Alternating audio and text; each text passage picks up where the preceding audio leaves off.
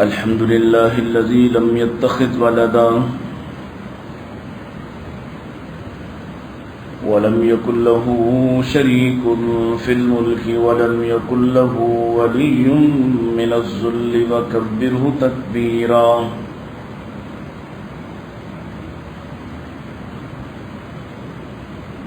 الحمد لله الذي علم بالأنعام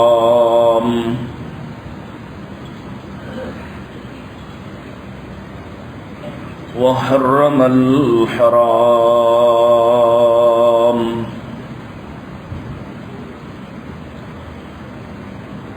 الذي خلق كل شيء وخلق الإنسان والأنعام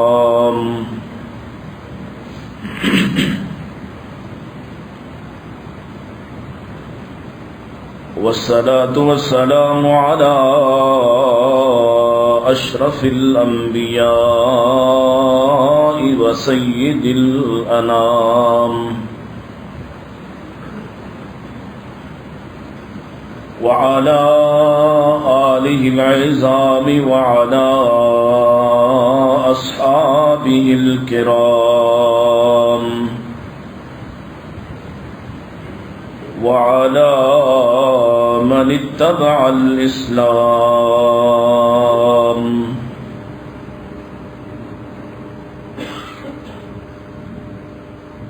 اللهم صل على محمد وعلى آل محمد كما صليت على إبراهيم وعلى آل إبراهيم إنك حميد مجيد. اللهم بارك على محمد وعلى آل محمد كما باركت على إبراهيم وعلى آل إبراهيم إنك حميد مجيد.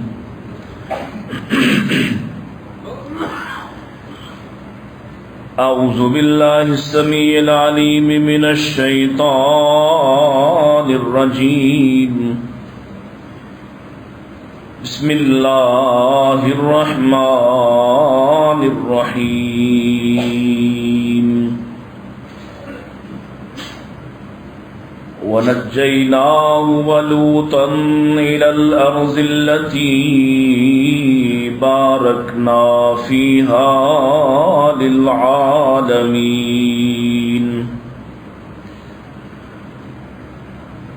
وقال الله تعالى: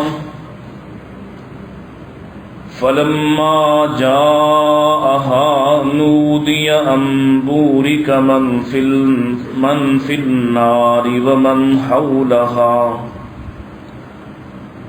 وسبحان الله رب العالمين.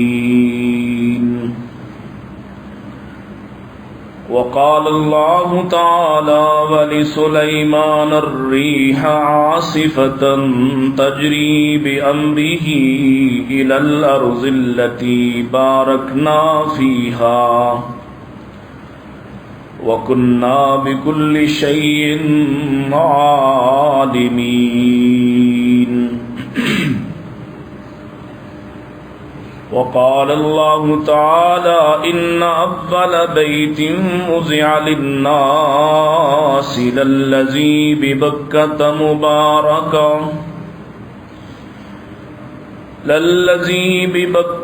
مباركا وهدى للعالمين.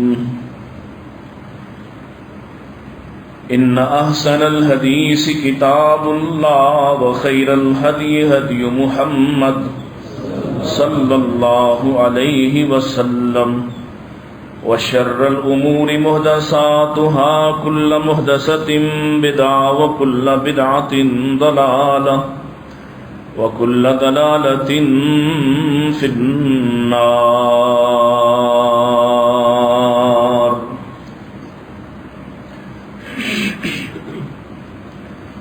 حمد الثناء،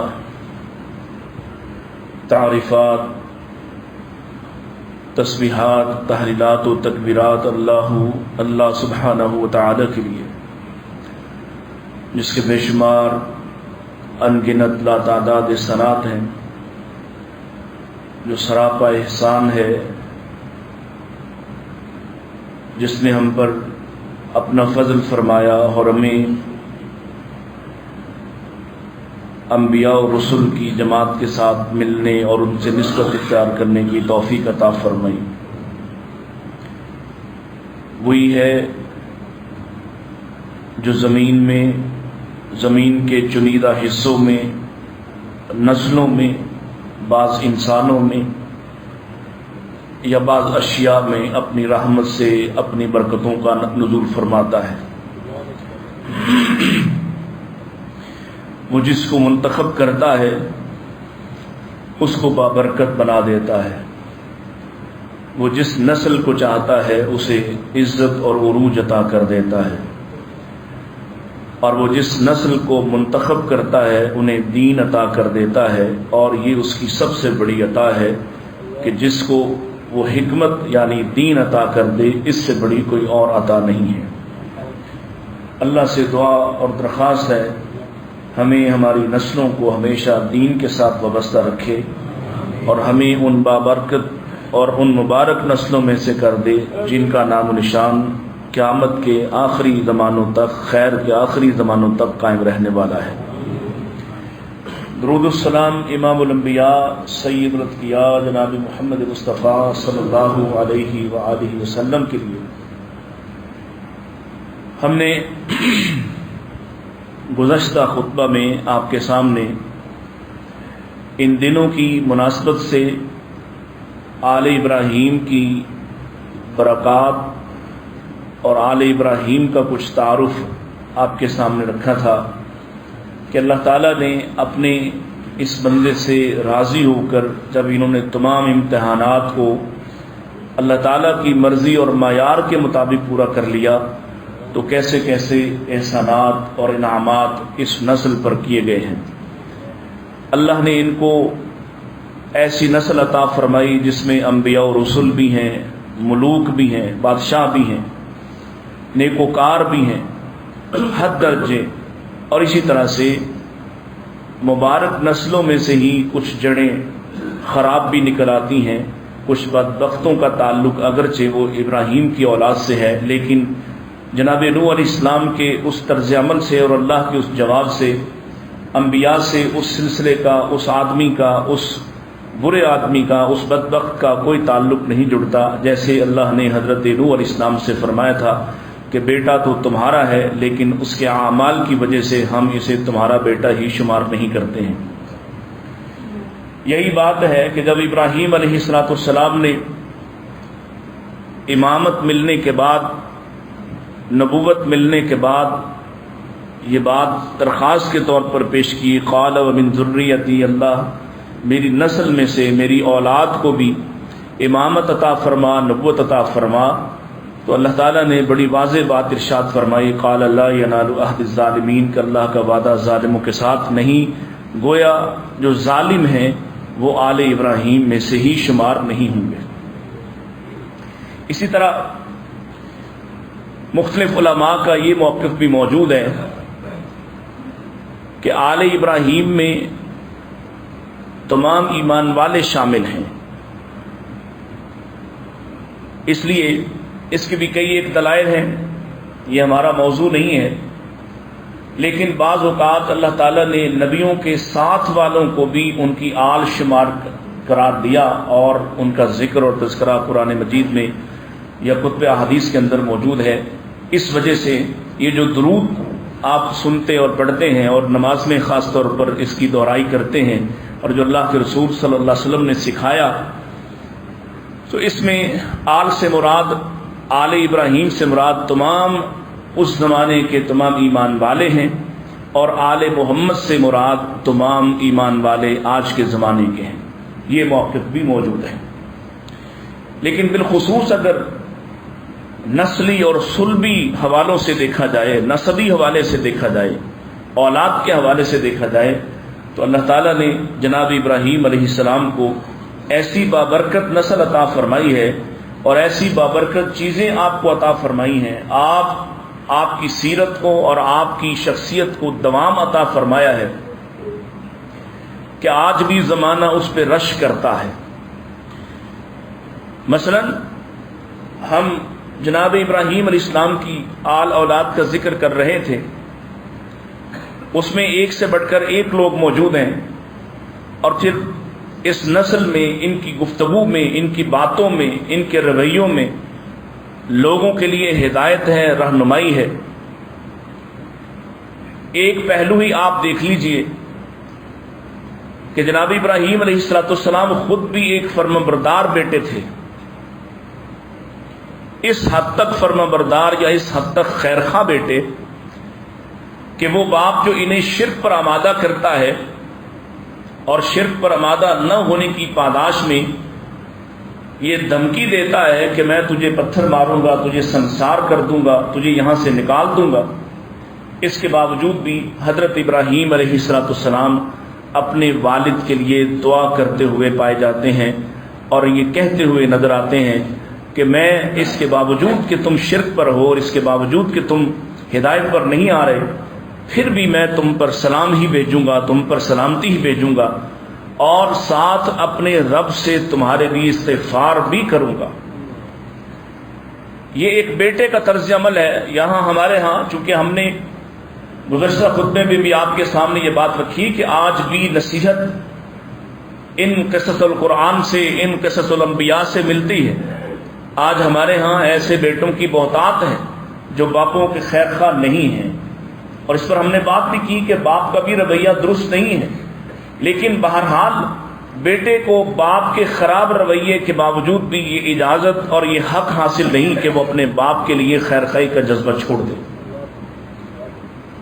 اس کا واضح ثبوت قرآن مجید میں شرک پر آمادہ کرنے والے والدین کے حوالے سے جو بات ارشاد فرمائی ہے کہ اگر تمہارے والدین تمہیں شرک پر بھی آمادہ کریں، اس سے بڑا جرم کوئی نہیں، اس سے بڑا گناہ کوئی نہیں جس پر وہ تمہیں آمادہ کر سکتے ہیں، اس کے باوجود اگر وہ شرک پر بھی آمادہ کریں، ان کی یہ شرک والی بات تو تسلیم نہیں ہوگی، لیکن وَصَاحِبْهُمَا فِي الدُّنْيَا مَعْرُوفًا، دنیا کے حوالے سے ان کے ساتھ اچھا اور نیک سلوک کیا جائے گا۔ یعنی مشرک والدین کا بھی حق اللہ نے تسلیم کروایا ہے کہ ان کے ساتھ نیکی کی جائے، ان کے ساتھ بھلائی سے پیش آیا جائے گا، ان کے ساتھ نرم زبان اختیار کی جائے گی، مشرک باپ ہو۔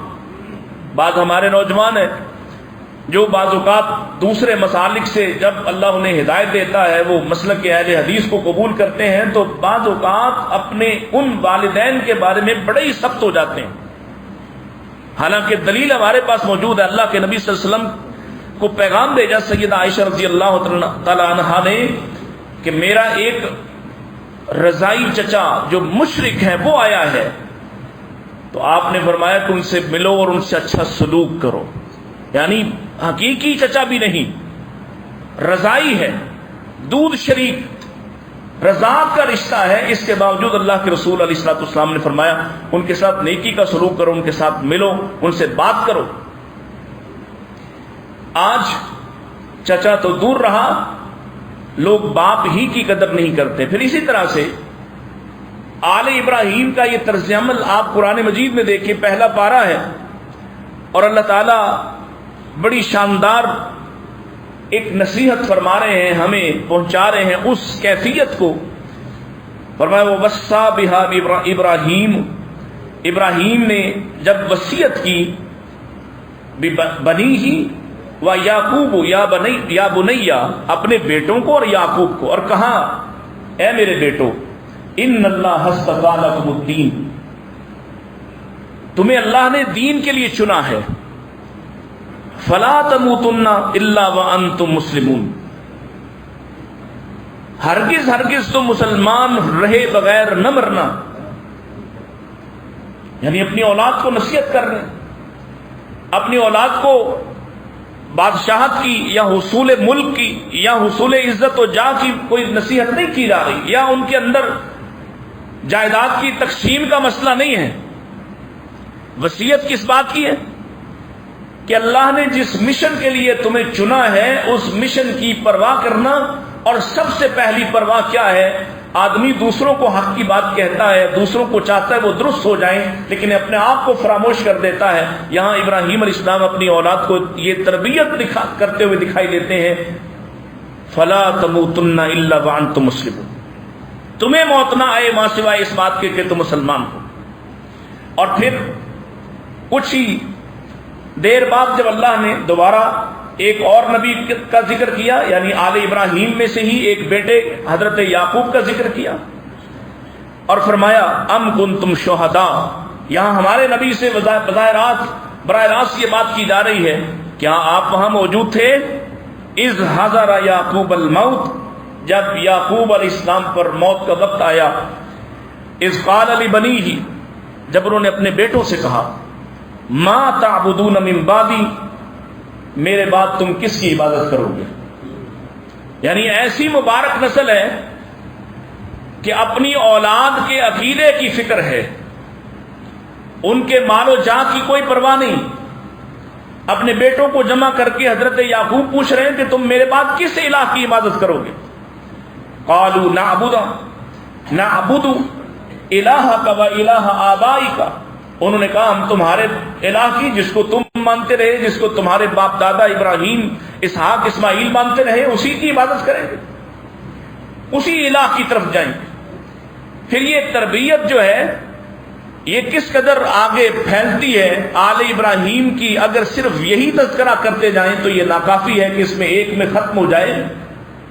اولاد ابراہیم کو اللہ نے جو اولاد عطا فرمائی ہے وہ کس قدر فرما بردار ہے۔ حدیث میں ایک واقعہ ملتا ہے، حضرت ابراہیم علیہ السلام پہلے تو حضرت اسماعیل بچے تھے جب ان کو ان کی ماں کے ساتھ چھوڑا، پھر جب دوبارہ ذبح کرنے کا حکم لے کر آئے پھر بھی کمال انہوں نے فرمانبرداری کا مظاہرہ کیا، اور پھر ایک اور موقع بھی ہے۔ اور عام طور پر یہ جو بات ہے اس حوالے سے اولادیں والدین کی نہیں مانتی۔ آئے ہیں گھر اور اسماعیل علیہ السلام کی بیوی سے ملاقات ہوئی ہے، اور ان سے پوچھا کہ تمہارا گزر بسر کیسے ہوتا ہے، تمہارے حالات کیا ہیں؟ اس عورت نے شکوے کیے اسماعیل علیہ السلام جو اعلیٰ کردار کے حامل ہیں، نبی ہیں، ان کے بارے میں، ان کے کمانے کے بارے میں، رہن سہن کے بارے میں شکوے کیے اور کوئی بات نہیں کی۔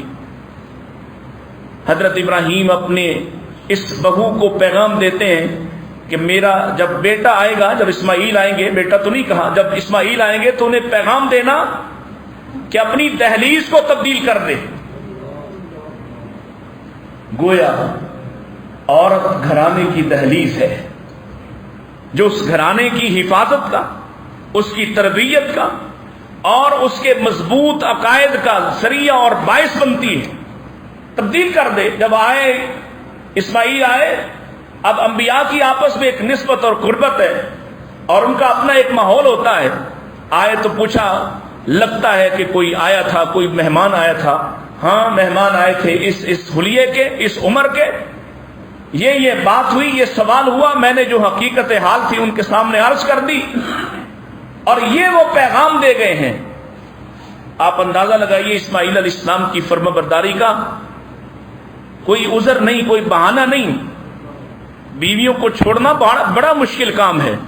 سیدنا عمر رضی اللہ تعالیٰ نے اپنے ایک بیٹے کو زبردستی طلاق دلوائی کہ ایک بیٹا اس اپنی بیوی کے محبت میں اس قدر غرق، طلاق دلوا دی، اور بعد میں خود پچھتایا کرتے تھے کہ بیٹا آپے میں نہیں رہتا تھا، یعنی اس کو اس کی محبت میں اس طرح سے گرفتار تھا۔ یہ ایک غیر معمولی بات ہے۔ تو جب اسماعیل نے سنا، اسماعیل علیہ السلام نے فوراً اس عورت کو طلاق دے دی اور کہا وہ میرے والد تھے اور تمہارے ان شکووں کی وجہ سے تمہیں تبدیل کرنے کا حکم دے گئے۔ یہ آل ابراہیم ہے۔ اس میں ایک ایک فرد کو اٹھاتے جائیں۔ اگر آپ یحییٰ علیہ السلام کو اٹھائیں گے تو آپ انتہائی فرما بردار بیٹے کو دیکھیں. اگر آپ عیسیٰ علیہ السلام کو اٹھائیں گے جو پیدا ہوتے ہی کہتا ہے آتانی الکتاب وجعلنی نبیا، مجھے کتاب دی گئی ہے، نبی بنایا گیا ہے، اور کیا کرنا ہے میرے ذمے، اور کیا کام ہے، وبرم بوالدتی، مجھے حکم دیا گیا ہے کہ میں اپنی ماں کے ساتھ اچھا سلوک کروں، میں اپنی ماں کا فرما بردار رہوں. یہ اولاد ابراہیم ہے، یہ آل ابراہیم ہے. اگر ہم ان کے کردار کی طرف جائیں، ان کی عظمت کردار کو دیکھیں تو کتنی مثالیں ہیں مرد عورت کے حوالے سے. اگر مردوں میں آل ابراہیم میں مثال دی جائے، اللہ نے جس بیٹے کو، ابراہیم کے جس بیٹے کو عصمت و کردار کی مثال بنایا ہے وہ یوسف علیہ السلام ہے. یوسف علیہ السلام جو تنہائی میں بند کمروں میں طاقتور عورت کے سامنے بھی ہر طرح کی دھمکیوں کے باوجود اپنی عظمت کردار پر کوئی داغ نہیں لگنے دیتے. اگر مردوں کی بات کی جائے تو یحییٰ ہیں جن کا سر کاٹ دیا گیا، لیکن انہوں نے اس دور کی ملکہ کی ناجائز خواہش کو پورا نہیں ہونے دیا ہے. اگر بیٹیوں کی بات کی جائے، آل ابراہیم کی بیٹیوں کی، تو ہمارے سامنے مریم ہے، خدیجہ ہے، فاطمہ ہے، جو ایک سے بڑھ کر ایک کردار کے حوالے سے مثالیں ہیں. یہ آل ابراہیم ہے. اللہ نے ان کو خاص فضیلت عطا کی ہے، انہیں چنا ہے، ان کو برکتوں سے نوازا ہے. اور اگر آپ جناب ابراہیم علیہ السلام کے بیٹوں، نبیوں، ان کو ملنے والی حکومتوں، عظمتوں، معجزات کو دیکھیں تو آپ دنگ رہ جائیں گے. یہ کیا کمال نسل تھی. میں نے آپ کے سامنے قرآن مجید کی مختلف آیات تلاوت کی تھیں.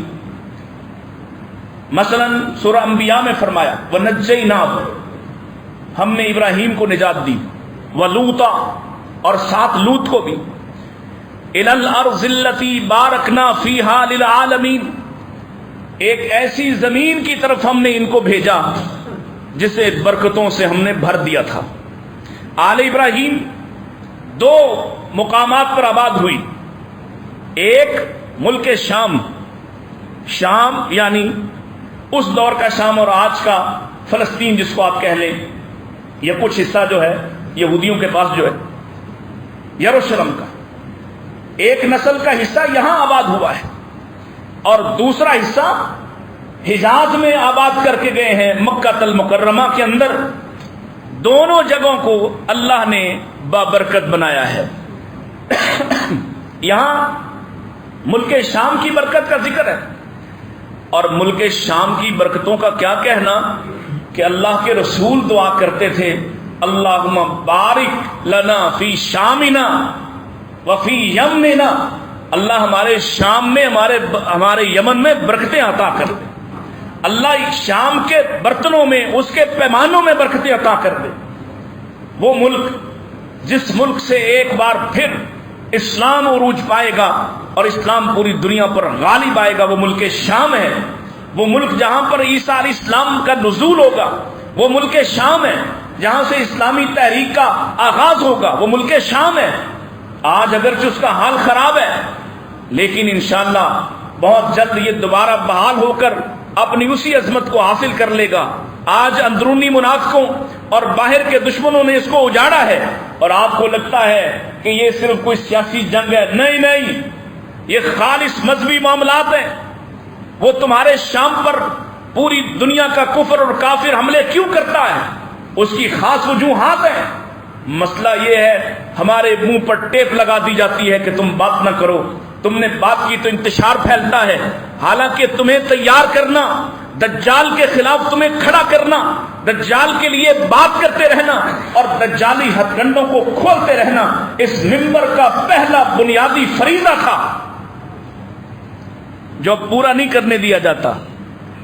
کئی طرح کے ہتھ کنڈے استعمال کیے جاتے ہیں اور اس کو انتشار کا نام دیا جاتا ہے. ہاں یہاں بیٹھ کر تمہیں بزرگوں کے قصے کہانی سنائیں, قرآن حدیث بیان نہ کریں تو ساری دنیا خوش رہتی. یہ ملک شام ہے, ایک حصہ وہاں آباد ہوا, آل اسحاق یا بنی اسرائیل وہاں آباد ہوئے, اور آل اسماعیل آل ابراہیم کا دوسرا حصہ وہ کہاں آباد ہوا ہے؟ جس گھر کے پاس ٹھہرایا اس گھر کے لیے کیا فرمایا؟ ان اول بیت وضع للناس للذی ببکۃ مبارکا, یہ بابرکت گھر ہے, اس گھر کے آس پاس ان کو آباد کیا. اور اگر نسل کا ایک بڑا حصہ نبی پاک کے ساتھ ہجرت کر کے مدینہ ٹھہرتا ہے تو اللہ کے رسول صلی اللہ علیہ وسلم نے مدینہ کے لیے بھی وہی ساری برکتیں اور عنایتیں اپنے رب سے مانگ کر حاصل کی ہیں جو مکہ کے لیے تھی, جو مکہ کے لیے تھی عظمتیں وہی حاصل کی ہیں. اگر ہم آپ کے ایک بیٹے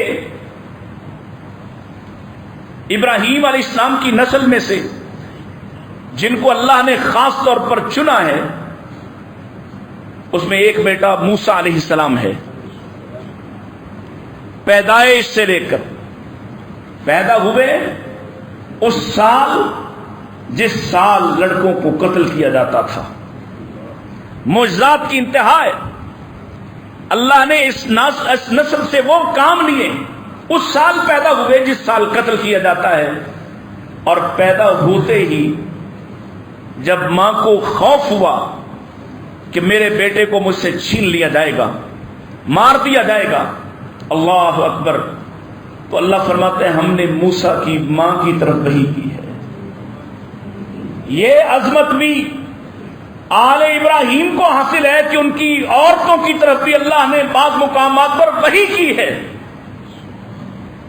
یہ ابراہیم علیہ السلام کی نسل ہے. موسیٰ کی والدہ ابراہیم علیہ السلام کی بیٹی اسی نسل سے ہیں, ان سے بھی وحی سے کلام کیا ہے. اور پھر ایک موقع آتا ہے دوبارہ یمن کے اندر, یروشلم کے اندر بیت المقدس کے آس پاس سیدہ مریم کو بھی خطاب کیا ہے. یہ عظمت بھی آل ابراہیم کو حاصل ہے کہ ان کی عورتوں پر اللہ نے خواب کے ذریعے یا گفتگو کے ذریعے یا القاء کے ذریعے وحی کی ہے. اللہ اکبر. اور فرمایا کہ اپنے بیٹے کو ڈال دو. پیدا ہوتے ہی تابوت میں ڈال دیا ہے, صندوق میں ڈال دیا ہے. اللہ نے اس گھر میں پہنچایا جہاں سے قتل کے فرمان جاری ہوتے ہیں, اس گھر میں پالا جہاں مارنے والا موجود ہے, اس گھر میں تربیت کروائی.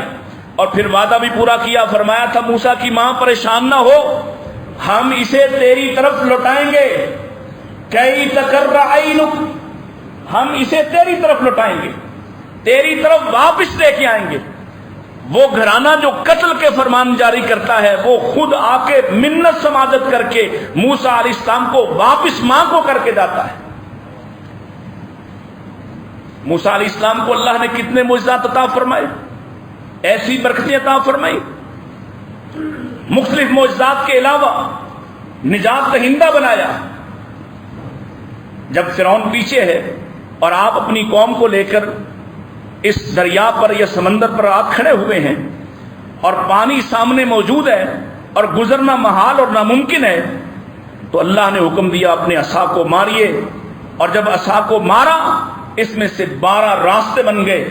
اور بعض مفسرین نے تفصیل لکھی ہے کہ جہاں پانی موجود ہو نیچے کیچڑ ہوتا ہے, اللہ نے ہوائیں چلائیں, یہ راستے خشک ہوئے کہ ان کی گدا گاڑیاں بیل گاڑیاں اس میں سے گزر گئیں. یہ خود بھی بڑے صاف پاک یہاں سے شفاف طریقے سے گزر گئے. اور یہ حال دیکھ کر فرعون بھی داخل ہوا اور اس کو غرق کر دیا. موسیٰ علیہ السلام کیسی کیسی برکتیں, یہ آل ابراہیم کا حصہ ہے. ان کو اللہ نے برکت عطا فرمائی ہے. قوم کے پاس کھانے کو کچھ نہیں اور قوم بھی ایسی جو لڑنے کو تیار نہیں, جن کو کہا صرف تم جاؤ تو صحیح.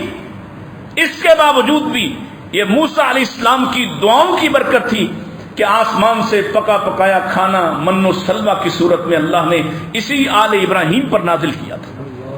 اگرچہ انہوں نے اللہ کی نعمتوں کا کفران کیا، لیکن یہ رحمتیں، یہ برکتیں ساری انہی کو حاصل ہوئی۔ یہاں سے آپ دیکھیے موسیٰ علیہ السلام کا پوری زندگی ان کی کیا کمال بھری ہوئی ہے، اور ان کے بعد ان کے غلاموں کو بھی اللہ نے نبی بنا دیا ہے۔ یوشع بن نون ان کے ساتھ سفر کرنے والے غلام ہیں۔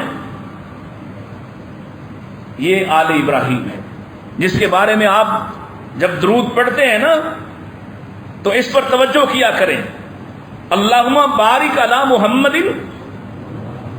وعلی کما بارکت علی ابراہیم پر کیا برکتیں نازل کی ہیں، کیا عظمتیں عطا کی ہیں، کیا فضیلتوں سے نوازا ہے کہ دوسرا کوئی نبی ان کا مقابلہ کرنے والا، کسی کو ایسی شان نہیں ملی، ایک سے بڑھ کر ایک۔ اور اس کے بعد موسیٰ علیہ السلام کے بعد اگر ہم دیکھیں تو جناب داؤد علیہ السلام ہیں۔ داؤد علیہ السلام ان کو اللہ نے کیا کچھ عطا فرمایا؟ اللہ کا قرآن کہتا ہے وَلَقَدْ آتَيْنَا دَاوُودَ مِنَّا فَضْلًا، ہم نے داؤد علیہ السلام کو اپنے فضل سے عطا کیا۔ یہ اللہ کا فضل ہے، برکتیں اللہ کا فضل ہوتی ہیں، کسی کی کمائی سے ملتی۔ ہم ایسی کمائی کماتے پھرتے ہیں جس میں اللہ کی طرف سے کوئی برکت شامل نہیں ہوتی۔ برکت کی فضیلت کیا ہے؟ جہاں اللہ کی طرف سے برکت آ جائے وہاں دکھ، مسائب، پریشانیاں دور ہو جاتی، وہاں سے مشکلات رخ پھیر لیتی۔ ہم نے داؤد کو اپنے فضل سے عطا کیا۔ کیا عطا کیا؟ سنیے قرآن، یا جبال اوبی ماءہ والطیر وَعَلَنَّا لَهُ الْحَدِيدَ، ہم نے پہاڑوں سے کہا، ہم نے پرندوں سے کہا اس کے ساتھ ہم کلام ہو جاؤ۔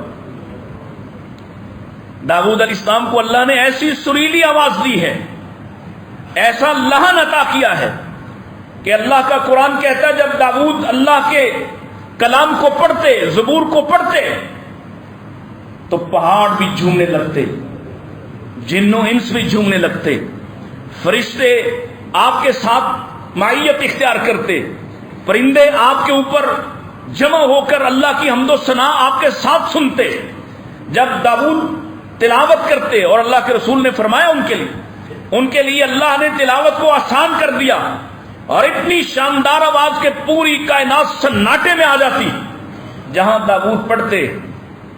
اور انشاءاللہ وہ وقت بھی آئے گا جب ہم داؤد علیہ السلام سے اللہ کا کلام سنیں گے انشاءاللہ۔ کہہ دو انشاءاللہ، آمین بھی کہہ دو، انشاءاللہ ہم سنیں گے۔ اور وہ وقت بھی آئے گا انشاءاللہ جب ہم پیارے محمد سے قرآن کو سنیں گے انشاءاللہ صلی اللہ علیہ وسلم۔ یہ آل ابراہیم ہے اتنا۔ اور پھر وَعَلَنَّا لَهُ الْحَدِيدَ، کیا کچھ عطا کیا تھا، کیا کمال معجزات ہیں۔ یہ پہلے فرد ہیں دنیا میں جن کو اللہ نے یہ قوت، یہ حکمت، یہ ہنر اور یہ معجزہ عطا فرمایا۔ لوہا گرم کر کے ڈالنا تو سبھی کو آتا ہے، یہ ٹھنڈے لوہے سے برتن بنا دیتے، زریں بنا دیتے، تلواریں بنا دیتے۔ ایسا اللہ نے ان کے لیے لوہے کو نرم کیا ہے۔ وَعَلَنَّا لَهُ الْحَدِيدَ، اور ساتھ فرمایا اَنِعْمَلْ صَابِغَاتٍ وَقَدِّرْ فِي السَّرْدِ وَاعْمَلُوا صَالِحًا۔ یہ جو آخری بات ہے، سب کچھ نرم کر دیا، سب کچھ مسخر کر دیا، لیکن حکم کیا دیا ہے؟ وَاعْمَلُوا صَالِحًا۔ اے داؤد اتنی نعمتیں ہم نے تم پر کی ہیں تو تمہارا کام کیا ہے؟ کام اچھے کرنا، کام اچھے کرنا۔ اور داؤد کیا کرتے تھے؟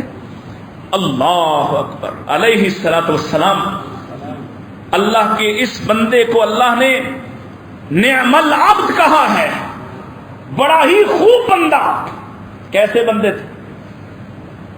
یاد رکھو، سارا کھانا اور ہزاروں کا کھانا کھا کر بھی اللہ کو یاد نہ کرنے والوں، ایک لقمہ اٹھاتے وقت بھی اللہ کی تعریف، منہ میں رکھتے وقت بھی اللہ کی تعریف، اور لقمہ نگلتے وقت بھی اللہ کی تعریف۔ اس قدر اللہ کے شکر گزار کہ اللہ نے ان کو شکر گزار کہا ہے، شکر گزار بندہ کہا ہے، اتنے شاکر۔ اور حضرت رسول اکرم صلی اللہ علیہ وسلم کے پاس بعض صحابہ آتے تھے روزے کی حالت پوچھنے، کون سا روزہ رکھا جائے۔ ایک صحابی آئے اور انہوں نے آ کے کہا اللہ کے رسول میں روزہ رکھنا چاہتا ہوں، کیسے رکھوں؟ اللہ کے رسول علیہ الصلوۃ والسلام نے ارشاد فرمایا کہ میں رکھتا ہوں روزے، ہر پیر کو رکھتا ہوں، ہر جمعرات کو رکھتا ہوں، ایام 20 کے روزے رکھتا ہوں۔ کہنے لگا اللہ کے رسول میں جوان آدمی ہوں، میں زیادہ رکھ سکتا ہوں، بار بار اصرار کرتا ہے میں جوان آدمی ہوں۔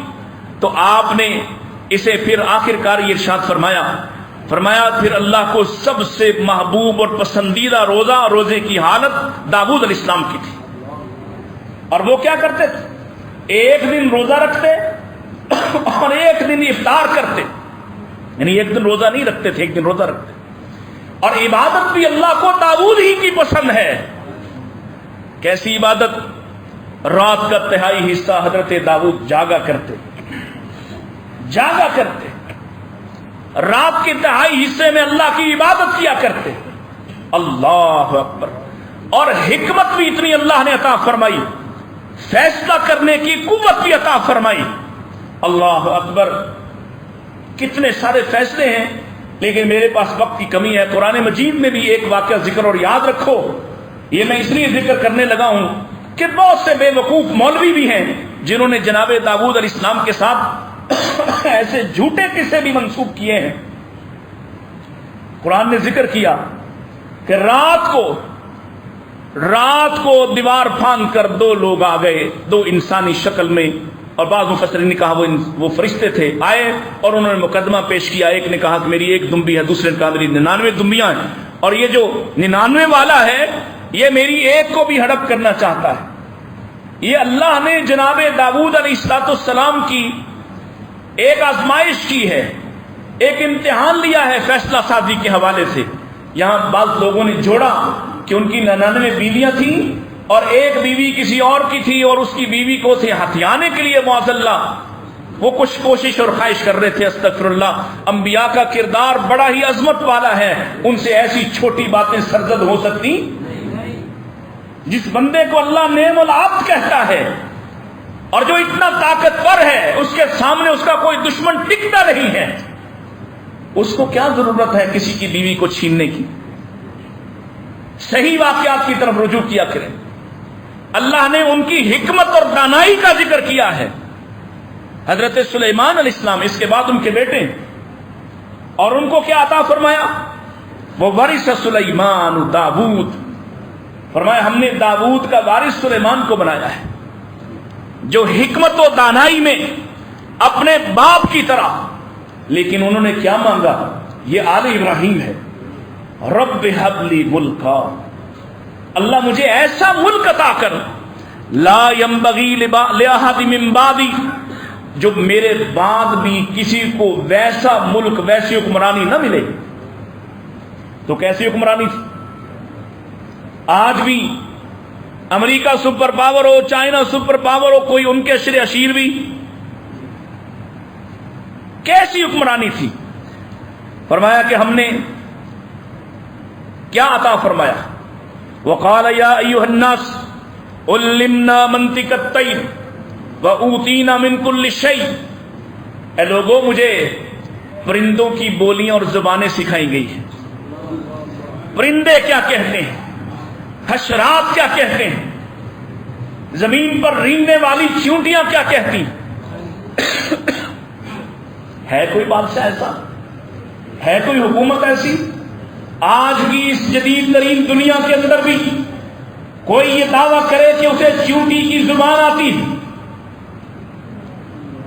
یہ آل ابراہیم ہے، ابراہیم کا بیٹا ہے، خود فرش پر اپنے تخت پر بیٹھا ہوا جا رہا ہے، اور نیچے ایک چیونٹی اپنی باقی چیونٹیوں کو جمع کر کے ان سے خطاب کر رہی ہے، ان سے گفتگو کر رہی ہے اور انہیں کہہ رہی ہے یا ایھا النمر ادخلوا مساکنکم، اے چیونٹیوں اپنے گھروں میں داخل ہو جاؤ۔ یہ قصص القرآن ہے، یہ سناؤ اپنی اولاد کو، یہ بتلاؤ اپنے بچوں کو جو حق پر مبنی ہے، جو حقیقت ہے۔ انہیں وہ قصے کہانیاں نہ سناؤ، وہ دن رات ایوٹار دیکھتے ہیں، دن رات ہندوؤں کے جھوٹے خداؤں کے قصے سنتے اور دیکھتے ہیں۔ ان کو بچاؤ، اپنی آل اولاد کو آل ابراہیم کی طرف لے کر آؤ۔ ایک سے بڑھ کر ایک قصہ جا رہے ہیں، چونٹی نیچے اپنی چونٹیوں کی فکر کر رہی ہے اور اللہ کا قرآن اس نقشے کو تمہارے سامنے، اس منظر کو پیش کر رہا ہے۔ فَتَبَسَّمَ ضَاحِكًا مِّن قَوْلِهَا، اپنے تخت پر بیٹھے ہوئے، تیز ترین ہوا پر تیرتے ہوئے تخت پر بیٹھے ہوئے حضرت سلیمان علیہ السلام اس قول سے محظوظ ہوتے ہوئے مسکرا رہے ہیں، لیکن کسی تکبر کا شکار کیا کہتے ہیں؟ رب اوزعنی ان اشکر نعمتک التی انعمت علی وعلی والدی، اللہ یہ ساری تیری نعمتیں ہیں۔ یہ بھی برکت کا رویہ ہے۔ آدمی کو جب تھوڑی سی نمایاں حیثیت ملتی، علم حاصل ہوتا ہے، مال ملتا ہے، جگہ ملتی ہے، وقار ملتا ہے، مقام ملتا ہے، اس کا دماغ خراب ہو جاتا ہے۔ یہ سمجھتا ہے میری کمائی ہے، میں نے کمایا، میں نے حاصل کیا ہے، میں ہوں اس کا سبب۔ جبکہ سلیمان علیہ السلام اتنے بڑے بادشاہ جن کی مثال دوسرا کوئی ملتا کہ نبی پاک کا صحابی آپ سے کہہ رہا ہے یا رسول اللہ اتنے مشکل حالات ہیں، کیوں نہیں ایسا ہوتا؟ الا تسال ربک ملکا کملک سلیمان، آپ اللہ سے سلیمان جیسی بادشاہت کیوں نہیں مانگ لیتے؟ اور تمہارے نبی نے فرمایا جو مجھے عطا کیا ہے نا اللہ نے، وہ سلیمان سے بھی بڑی بات ہے، وہ سلیمان سے بھی بڑی چیز ہے، جس پر میں بادشاہت کو قربان کر رہا ہوں۔ وہ کیا ہے؟ اللہ کے سامنے گفتگو کرنے کی جسارت، ہمت، توفیق، اجازت، اس سے بڑی بات کوئی؟ شفاعت، ایسی بات جس کے بارے خود رب کہے گا کل یسمع، اے محبوب تو کہتا جا ہم سنتے جائیں گے۔ کل، جملہ یاد کر لیں، کل یسمع، تو کہتا جا میں سنتا جاؤں گا۔ سل توتا، تو مانگتا جا میں عطا کرتا جاؤں گا۔ تو مانگتا جا۔ اشفع، تو سفارش کرتا جا تو شفع، میں تیرے ساتھ رخصت کرتا چلا جاؤں گا۔ یہ تمہارے نبی کو عطا کیا ہے، اور یہ بھی آل ابراہیم کی برکت ہے، آل ابراہیم کی برکات۔ لیکن غرور ذرا ذرا سی باتوں پہ، ذرا ذرا نمایاں ہونے پہ غرور سے پھٹنے والے ہو جاتے ہیں۔ لمحے بھر میں سلیمان کے پاس کیا کچھ تھا، اس کے اللہ نے اس کو جو ساتھی دیے وہ بھی کمال کے تھے۔ کہا میں اس ملکہ کا، اس کے آنے سے پہلے اس کا جس تخت پر ناز کرتی ہے وہ منگوانا چاہتا ہوں۔ قال عفریت من الجن، جنوں میں سے ایک نے کہا، دیو ہیکل ہے، میں لے کے آؤں گا۔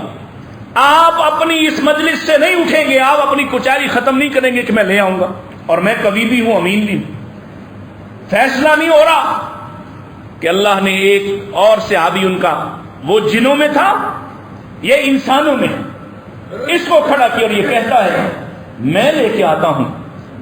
اس سے پہلے قبل ان یرتد الیک طرفک، کہ آپ کی آنکھ پلک جھپکے، آپ ادھر دیکھ رہے ہیں، ادھر دیکھیں گے تو پاس ہوگا۔ فلما رآہ، ایسا ہی ہوا، لمحہ لگا، پاس پڑا ہوا پایا، مستقرا عندہ، ساتھ پڑا ہوا تھا، اپنے دائیں دیکھا تو پاس پڑا ہوا ہے اس کا تخت، تو کیا کہا؟ ھذا من فضل ربی، اپنے آپ کو ملنے والی کسی ترقی عروج، کسی نعمت پر نیچے رکھنا، وہی لمحہ ہوتا ہے آزمائش کا. اس کے بعد تم 1000 مرتبہ شکر کرو، اس کی قیمت ادا نہیں کر سکتا. جس وقت ترقی ملے، جس وقت عروج ملے، جس وقت خبر ملے، کامیابی ملے، وہی لمحہ ہے، وہی لمحہ ہے اپنے رب کو یاد کرنے کا. یہ ہے آل ابراہیم کی برکت. اور اگر ہم نبی کریم علیہ السلام کی طرف آئیں، جن کی برکتیں ہیں ساری کائنات سے بڑھ کر، جو آج بھی جاری، اتنے سیاہ کرتوتوں کے باوجود. آپ دیکھیں نا، پرسوں سندھ کا ایک وزیر وہ کہہ رہا تھا، اور میرے بھائی یہاں لکھنے والے لکھ کے لے جاتے ہیں اور کہتے ہیں انتشار پھیلاتا ہے. یہ انتشار ہے. اور انتشار یہ ہے کہ سندھ کا ایک وزیر سعید غنی کہتا ہے اگر طوفان نہ آیا تو ہم ساحل پر جا کے جشن منائیں گے. یہ لوگ ہیں، یہ لوگ ہیں تم پر حکومت کر رہے، جو اللہ سے اس وقت بھی نہیں ڈر رہے کہ جس وقت اللہ کی قسم ہے رب کا قرآن کہتا ہے جب مکے کے مشرکوں کی کشتیاں بھی طوفان میں گرداب میں پھنس جاتی تو اس وقت کہتے کہ ہم اپنے رب کو پکارتے ہیں، اس رب کو جو اکیلا ہے. یہ بیٹھے ہوئے یہاں پر کوئی پوسٹ کرتا ہے غازی عبداللہ شاہ ہے نہ کراچی کو کچھ نہیں ہوگا. کیا کہیں تمہیں؟ اور اس جملے پر رب کا قرآن کہتا ہے کیوں نہیں آسمان پھٹ پڑتا، کیوں نہیں زمین پھٹ جاتی؟ پتہ کیوں نہیں پھٹ رہی؟ پتہ آسمان آگ کیوں نہیں برساتا ان اللہ کی توہین پر مبنی جملوں کے باوجود؟ اس لیے کہ محمد رسول اللہ دعائیں کر کے گئے. محمد رسول اللہ دعائیں کر کے گئے. اللہ کے نبی کی برکتیں آج بھی جاری ہیں. تمہارے سیاہ کرتوتوں کے باوجود آج بھی تمہارے چہرے مسخ نہیں ہوتے، آج بھی تمہارے چہروں پر تمہارے جرائم کو لکھا نہیں جاتا، تمہاری منافقت کو ظاہر نہیں کیا جاتا. آج بھی تم پر اللہ کی طرف سے پانیوں کا یا غرق کرنے کا یا آسمان سے پتھروں اور آسمان سے آگ کا عذاب اس لیے نہیں آتا کہ محمد رسول اللہ کی برکتیں آج بھی جاری ہیں صلی اللہ علیہ وسلم. آپ کی برکتیں، معجزات ایک سے بڑھ کر ایک، کیسے کیسے معجزے ہیں. سبحان الذی اسری بعبدہ لیلا من المسجد الحرام الی المسجد الاقصی الذی بارکنا حولہ. برکتوں کا مشاہدہ کروایا ہے، جو سابقہ انبیاء کو دیا وہ دکھایا، اور پھر آپ کو وہ عطا کیا. انا اعطیناک الکوثر، خیر کثیر، امت کے اعتبار سے خیر کثیر. آپ جتنی امت دنیا میں کسی اور کو حاصل ہوئی اور آپ جیسی امت بھی کسی کو حاصل ہوئی، باوجود ان سارے کبھی اعمال کے اللہ کی قسم ہے نبی پاک کی امت سابقہ انبیاء کی امت سے افضل. وجہ کیا ہے؟ آج بھی اس میں وہ طبقہ موجود ہے جو اللہ کے دین کو کافی سمجھتا، جو اللہ کے دین کے لیے اپنی گردن تک کو پیش کر دیتا، جو پیارے نبی علیہ السلام کی حرمت و ناموس پر اپنے آپ کو قربان کرنے کو تیار ہے. ایسی امت اللہ نے کسی دوسرے نبی کو دی؟ مقام عطا فرمایا، مقام محمود جیسا.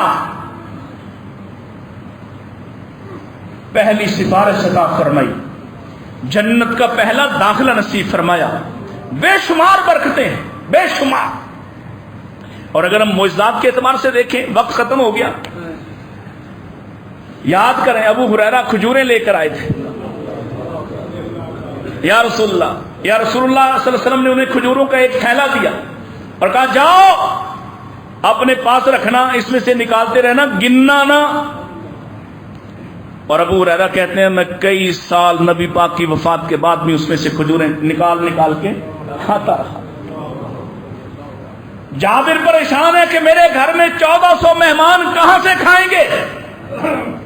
اور نبی پاک کی لعاب کی برکت کیا ہے، آپ کی دعا کی برکت کیا ہے. اسی جابر جس نے 4 بندوں کا کھانا پکایا تھا، وہاں 1400 کھا جاتے ہیں اور کھانا وہی کا وہی رہتا ہے. جابر آئے، میرے نبی میرا قرضہ بڑا ہے، باپ فوت ہو گیا ہے۔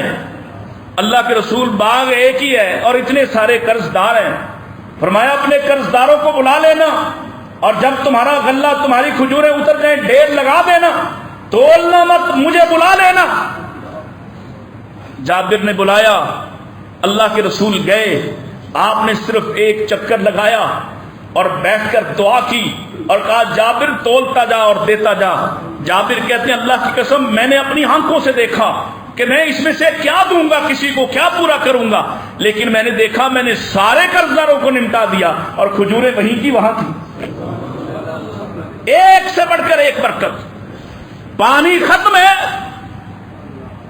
پورے لشکر کے پاس پانی نہیں، یا رسول اللہ پانی نہیں، اور پانی دور بڑا ہے، ابھی منزل کی قیام کیا، نماز بھی ہے۔ فرمایا ہے کسی کے پاس؟ کسی نے کہا ایک لوٹا تھوڑا سا پانی ہے، لاؤ۔ نبی پاک نے اپنا ہاتھ اس میں دبویا اور صحابی کہتے ہیں ہم دیکھ رہے تھے۔ آپ فرماتے ہیں اپنے اپنے برتن بھر لو، اپنے جانوروں کو پلا لو۔ آپ کی ان پانچوں پوروں سے، پانچوں انگلیوں سے ایسے جیسے 5 چشمے جاری ہیں۔